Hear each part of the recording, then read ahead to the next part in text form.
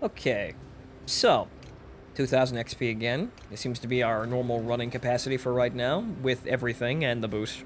So, an okay game. Not the best, though. How far are we to the gun? 12,000 to the gun. Not very much farther. And I think, well, I suppose, with this thing having 1,000-meter range, we'll probably have more time to focus on our long-range marksmanship. Though it's probably going to have less, or rather worse, ballistics. But whatever. We take extremes and then we learn from them. But, back into the queue. Scorching Sands. Double military base arrangement again, but at least there are airstrips we can also capture. So good. Alright, we're probably gonna actually fly directly over to that airstrip so we have at least 1 point giving us some kind of points. Then we'll see what's going on. I don't think my team is gonna be able to capture the military base really fast enough to get anything done. But we'll see.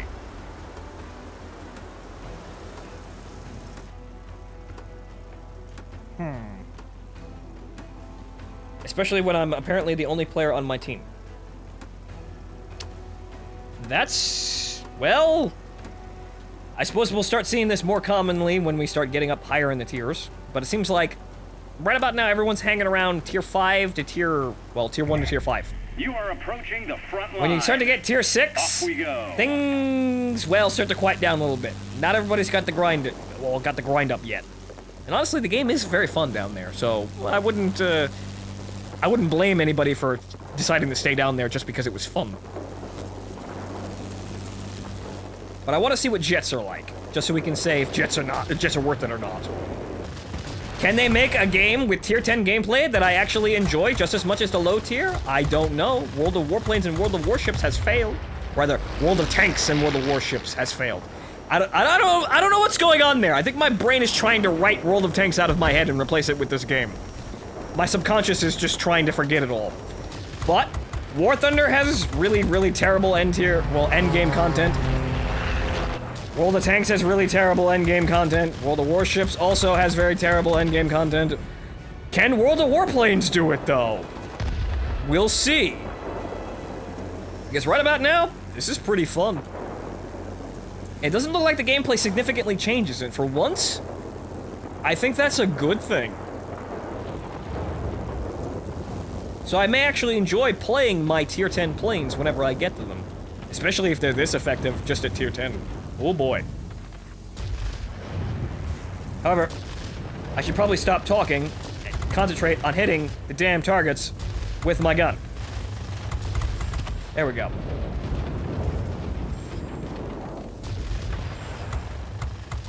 Hey, those are my planes. I need to farm them for points. Get away from my planes. Well, I didn't kill him, but I got credit for it. Come on, give me the viewfinder. There it is! Good!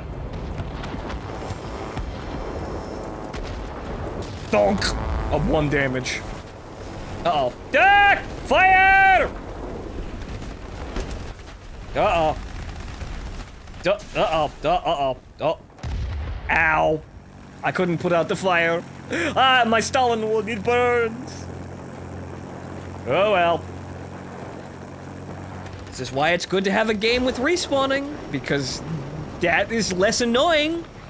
League's less annoying. I can play this for so much longer, but just because I'm not being shut out repeatedly for 1 mistake. I suppose that means, oh, well, Fonto, you're just not good at video games. That's why you don't enjoy one-and-done gameplay. Maybe, but in that case, shouldn't I just play these games more often then?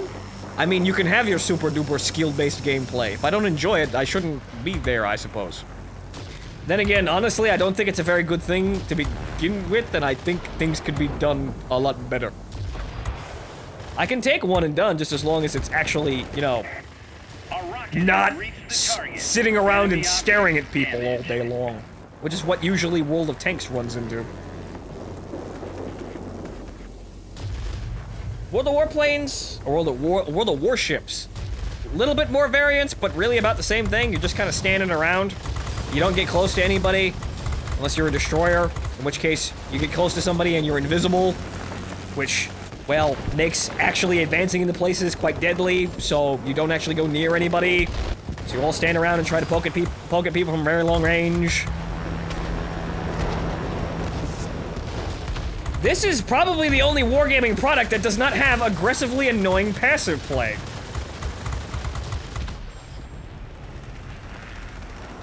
Which is a fucking shocker to say the least. Ha ha!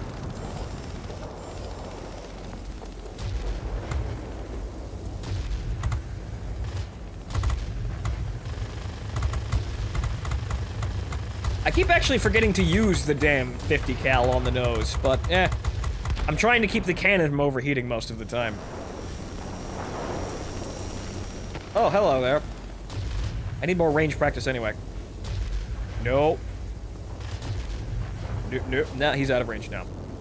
You see, it's very hard to get those shots because you have a really slow really short window for actually getting the damn shots.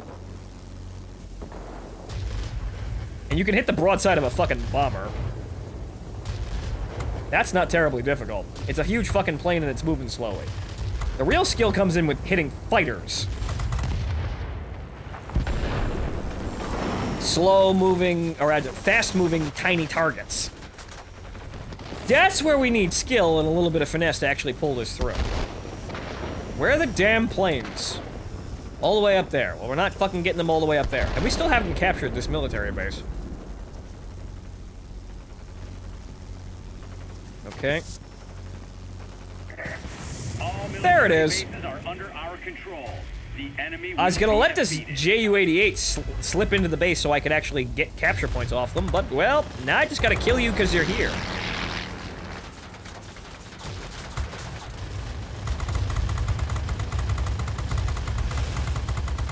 I need that tail.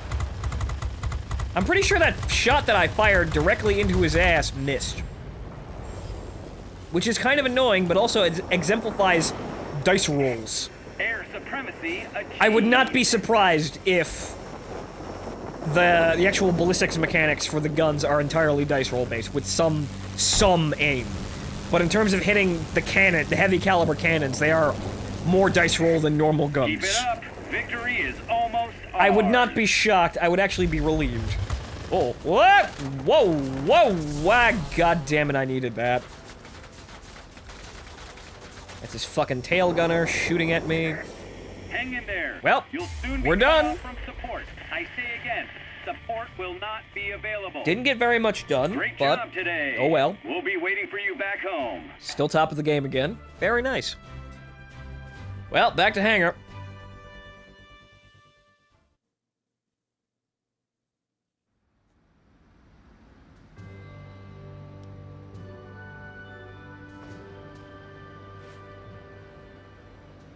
Okay, so, once again, 2,000. Yeah, it seems like 2,000 is where we level off, I suppose. Well, not the depot. I wanted to go to its upgrades. This interface really needs to be cleaned up. I mean, yeah, sure, it looks perfectly fine, but there are way too many fucking tabs here. Like what I said, service could just be a bar down here, like it is in World of Tanks. This doesn't need a whole screen. Or it could be a pop-down window down here, so at least all of that shit is down here and self-contained. So, where are we? 9,000. Okay. Couple more games and we'll have our gun. Enemy. Okay, stumbling block. Alright. No middle section this time, but, we've played this before. Honestly, I don't think there are too many bad maps in this game, or rather, any at all. I mean, there should be more conquest maps, but, well, honestly, yeah, the ones that we have are perfectly fine. We're just kind of playing the same 4 or 5 over and over again, which is kind of but, well, they get the job done. Once again, I'm kind of... I suppose I should be treating this as a new game, because for the most part it is. But it's had 5 years to build up a wall of content behind it, so not exactly. You are approaching the but this is an line. entirely new Off we spectrum go. that the game is inhabiting, so I should be a little bit easier on it, I suppose. This is a new game mode, and it requires new maps specifically made for it. So, it's going to take a bit of time.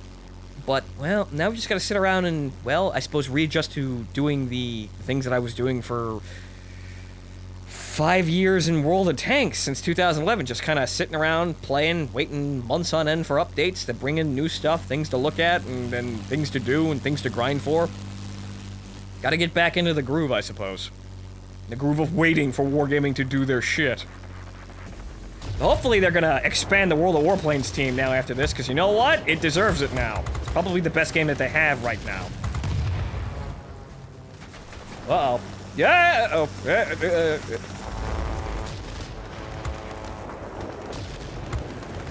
Because really, honestly, I'm sick to death of just everything World of Tanks. Not because I don't like tanks, it's because that game is fucking going nowhere fast. Excuse me! That was your own damn fault. I lost 500 points for that because I survived. You flew into me, jackass! Oh well. Suppose I gotta go with a handicap here. Excuse me, coming through. I tried not to ram into the Spitfire.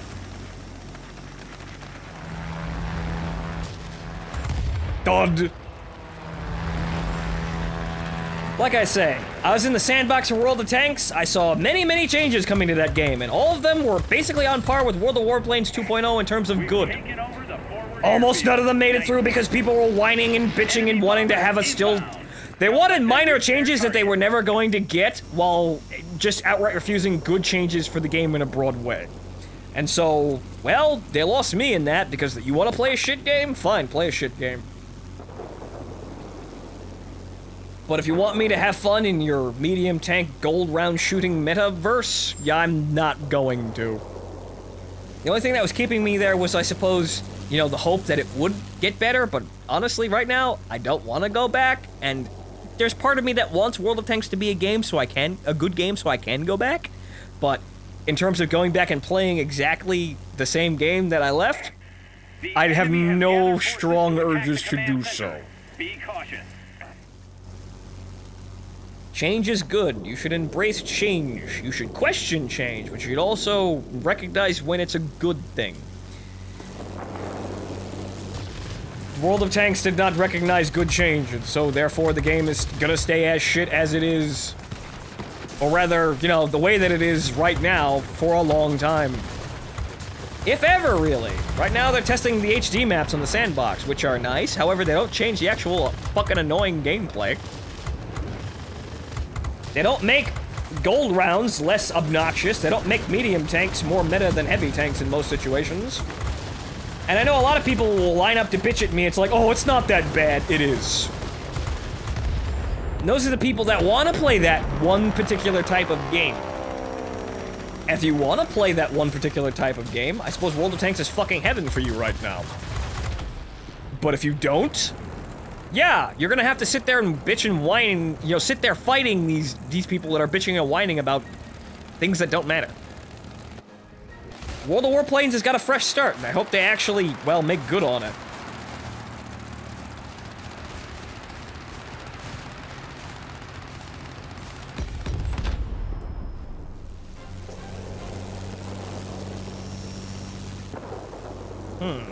About the only thing they need to do is just make ground attack players more valuable. But then I played bombers. The Blenheim itself showcases pretty well that bombers are important, or can be important, because they can level entire blocks from high altitude relatively quickly, if not instantaneously. So, bombers will be effective, but actual attack aircraft need to be looked at. Ow! Excuse me! Coming through! Also, I got a ramming medal. And our team basically fucked this up. Good lord. Spitfire, please. I don't have my control surfaces anymore. I'm gonna slam into that tree. Ow!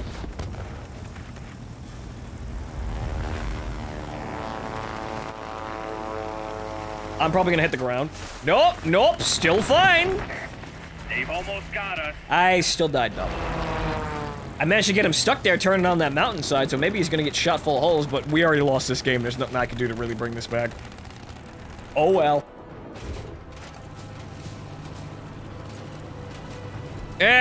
Whatever. There's plenty more games where that came from. One setback is annoying, however, this is the eternal battlefield, remember. You've done what You will win. Go back to base. If you keep trying, you will win games. Anyway, back to hangar. Ugh.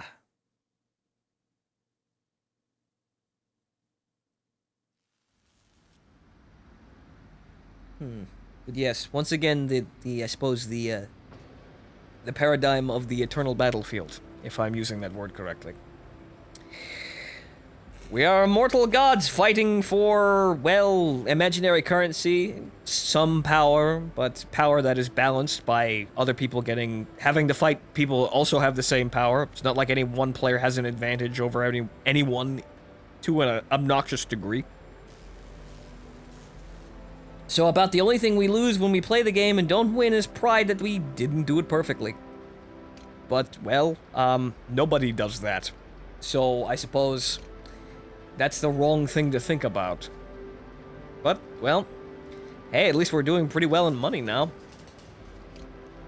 Now, let us see. That was actually a pretty shit game. However, on our team, we were, well, still in second place. We could have done a lot better, though. And really, we're about average with everybody else, aside from this guy. But he's in a Spitfire, and the Spitfire is really powerful. So, well, he's got the advantage there. But, well, back into the game, because we didn't make shit that game anyway. I'm not even going to look. Scorching Sands again. You are approaching the area of combat operations. Dual military base, huh? Well, we're actually probably going to have to be on the ball if we want to win this, but, well, there's less planes, there's less zones to fight over, so there's going to be more to shoot.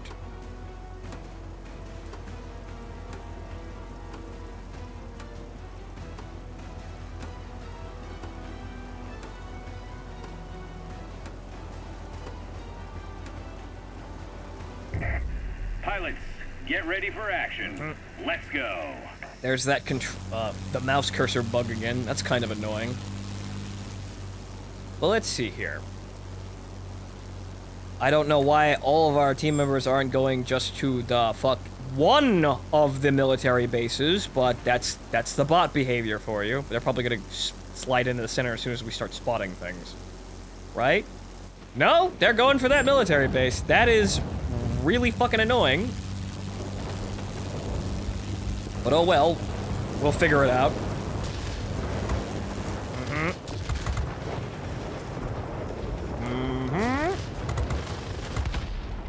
Okay, there's one, and there's a player who's at the fringe of my range. Now he's in range. I'll steal that from you too. Ah, got the points for that. We are losing the military base. There are too many enemy aircraft. Son of a... There it is. Well, that's this military base. Now we gotta deal with literally everything else. I could probably sit up here and probably stand a pretty good chance of knocking out the bombers. But we gotta get up there first. See, that's the thing with bombers. They're really, really, really high up there, and it actually takes a considerable amount of time to get up there. But it's actually asking a lot for a fighter to come up here and try and poke at these things, because they don't really play very well up here. They're above their optimum altitude, which is what the orange numbers mean. Which means we're going to be less maneuverable than we are. We're going to move slower and just be less effective overall. And it's actually going to take us quite a long time to get up here, which means that we're wasting time that we could be using to fight over the points. Heavy fighters are the things that I should be going up here to kill these things, because they can change altitude relatively quickly.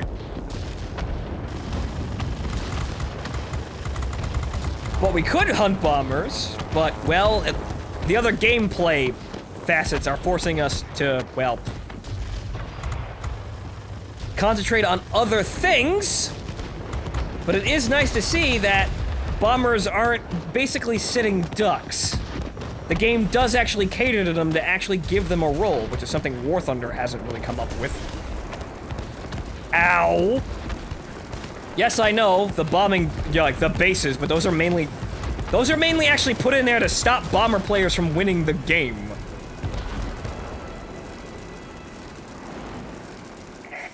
We have complete control of the skies. Well, that's superiority. Yep, there's my engine. But like I've said many times beforehand, in War Thunder, the gameplay is against the bombers. Everything that comes in gameplay-wise for bombers is usually inhibiting them in some way, rather than making their role more important. Because they wanna... Gaijin just wants to focus on the cannon clicker players, which fucking War Thunder doesn't need to focus on, because look at what I'm doing in World of Warplanes now. It's the same thing. I could go into War Thunder right now and play a Yak 9T or a Yak 9K and have basically the same fucking experience. And that's not good for War Thunder because War Thunder is supposed to be a fucking simulator game. Or a pseudo-sim. So, why is it trying to be an arcade game? Why is it focusing on being an arcade game with planes like that, and they keep adding planes like that? Trick question. They shouldn't.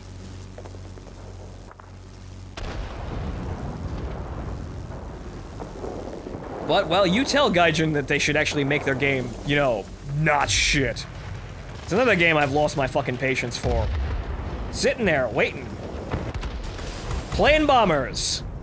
Getting a rank 100. Turning the TU-2 into a surprise dogfighting monstrosity. That's my plane. Whenever you see that plane, that's Fonto's plane. Jingles can have the TOG if I can have the TU-2. That's my plane, and nobody played that plane before I played that damn plane. But yeah, sitting there, playing that plane and planes like it, all day long. What happened? Honestly, the gameplay just got more and more... It just got harder and harder to actually do well. The game was working against me. I'm proud of you, pilots. So another reason why I don't play War Thunder all that much. And honestly, I get my plane fix in this game, too. Honestly, I was looking for a reason to play World of Warplanes, because honestly, World of Warplanes has actually more interesting planes in some facets. Like, they've got the Flapjack, they've got more endgame jets, they've got more interesting esoteric designs that War Thunder doesn't want to put in or hasn't put in yet. So, honestly, I wanted to like World of Warplanes because we can play those planes. So, now we got an excuse to actually get all of them. Fancy that. Back to hangar.